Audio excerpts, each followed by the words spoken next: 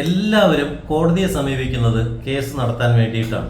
അതായത് അവരുടെ കേസ്, എൻ്റെ കേസ് തോറ്റുപോകണം എന്ന് പറഞ്ഞുകൊണ്ട് ആരും കോടതിയെ സമീപിക്കാറില്ല.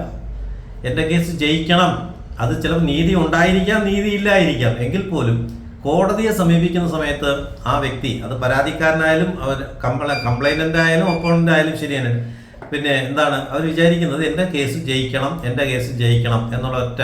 പക്ഷെ കേസ് അങ്ങനെ പെട്ടെന്ന് ജയിക്കാൻ പറ്റില്ല. ജയിക്കണമെങ്കിൽ എന്തൊക്കെ ചെയ്യണം? ഒരു കേസ് കോടതിയിൽ ജയിക്കണമെങ്കിൽ എന്തൊക്കെ ചെയ്യണം? കോടതിയിൽ കേസിന് പോകുമ്പോൾ നിങ്ങൾക്കൊരു ഗ്രൗണ്ട് ഉണ്ടാവുമല്ലോ, നിങ്ങൾക്ക് പറയാനായിട്ട് എന്തെങ്കിലും ഒരു ഗ്രൗണ്ട് ഉണ്ടാവുമല്ലോ. വെറുതെ ആരെങ്കിലും കോടതിയിൽ പോകില്ലല്ലോ. അപ്പോൾ നിങ്ങൾക്ക് എന്തെങ്കിലും ഒരു പരാതി ഉണ്ടാവും. അപ്പോൾ ആ പരാതി, ആ കംപ്ലൈൻറ്റ്, അതായത് പരാതി കൊടുക്കുന്ന ആൾക്ക് കോടതിയെ ബോധ്യപ്പെടുത്താനുള്ള തെളിവുകൾ കൈവശം ഉണ്ടായിരിക്കണം. ഒന്ന്, നിങ്ങളൊരു പരാതിയുമായിട്ട് കോടതിയിൽ കേസ് കൊടുക്കുന്നു, അവസാനം അത് ഹിയറിങ്ങിന് വിളിക്കുന്നു. പോസ്റ്റ് ചെയ്യുന്ന സമയത്ത് നിങ്ങൾ നിങ്ങളുടെ വക്കീൽ മുഖാന്തരമായിരിക്കും പോകുന്നത്. വക്കീലിന് വേണ്ട എല്ലാ അസിസ്റ്റൻസും ചെയ്തു കൊടുക്കേണ്ടത് കക്ഷിയാണ്, നിങ്ങൾ തന്നെയാണ്.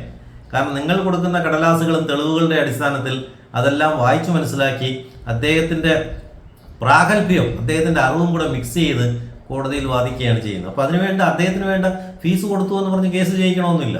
അപ്പോൾ അതിനുവേണ്ട എല്ലാ ബാക്ക്ഗ്രൗണ്ട് സപ്പോർട്ടുകളും ചെയ്തു കൊടുക്കാൻ തെളിവുകളെല്ലാം ഉണ്ടാവും. പ്രൈമറി എവിഡൻസുകൾ ഉണ്ടാവും, സെക്കൻഡറി എവിഡൻസുകൾ ഉണ്ടാവും, ഡോക്യുമെൻ്ററി എവിഡൻസുകൾ ഉണ്ടാവും, സർക്കംസ്റ്റാൻഷ്യൽ എവിഡൻസുകൾ. ഈ എവിഡൻസുകളെല്ലാം നിങ്ങൾ വേണം, കക്ഷി വേണം, പിന്നെ വക്കീലിനോട് പറഞ്ഞ് മനസ്സിലാക്കി കൊടുക്കാൻ. അപ്പോൾ ശരിക്കും എല്ലാവരും നിയമം അറിഞ്ഞിരിക്കണം എന്നുള്ളതാണ്. പിന്നെ കോടതിയോട് വളരെ ആദരവോടുകൂടി മാത്രമേ പെരുമാറാവൂ. ഓപ്പോസിഷൻ പാർട്ടിയോട് നമ്മൾ സഹാനുഭൂതിയോട് മാത്രമേ, അത് അഭിനയിക്കുന്നതാണെങ്കിൽ പോലും മാത്രമേ കോടതിയിൽ നിങ്ങൾ നിങ്ങളുടെ വികാര വിക്ഷോഭങ്ങളൊന്നും പ്രകടമാക്കാനുള്ള അധികാരം നിങ്ങൾക്കില്ല. മനസ്സിലാവുന്നു? അവിടെ വികാരമല്ല പ്രകടിപ്പിക്കേണ്ടത്, വിവേകമാണ്. കോടതിയുടെ അപ്രീതിക്ക് പാത്രമാകാതിരിക്കുക. അപ്രീതിക്ക് പാത്രമായാൽ എന്താവും? കേസ് തോറ്റുപോകും.